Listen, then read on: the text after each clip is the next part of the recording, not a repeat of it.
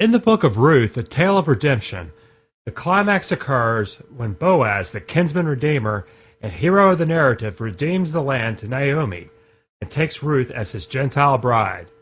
In the festivities during the wedding celebration of Ruth and Boaz, someone makes a rather strange toast. Through the offspring the Lord gives you by this young woman, may your family be like that of Perez, whom Tamar bore to Judah.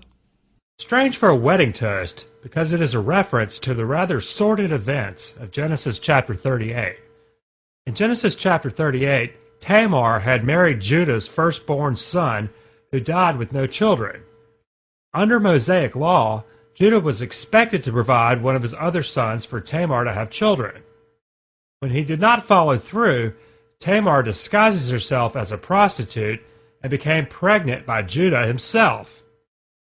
Tamar gives birth to two illegitimate sons, Zerah and Perez. Torah provides that a bastard results in being cast out for the congregation for 10 generations. Ruth 4:12 actually a prophecy that the 10th generation from Perez was none other than David. And to emphasize this, the book closes with David's genealogy.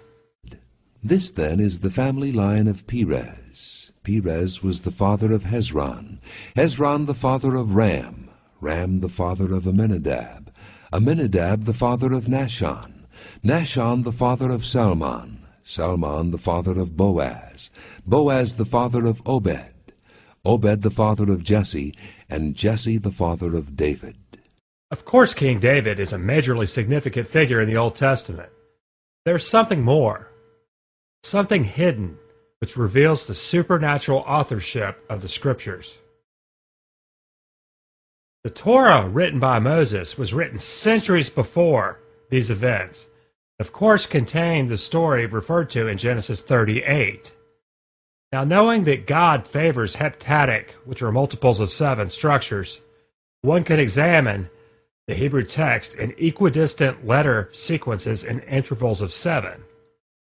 When the text of Genesis 38 is examined in skips of 49 letters, an astonishing thing is revealed. Hidden within the text of Genesis 38 at 49 letter intervals are the names of Boaz, Ruth, Obed, Jesse, David, in chronological order. These names anticipate 5 generations in advance the next 5 following Perez, discussed in the very same book, climaxing with King David.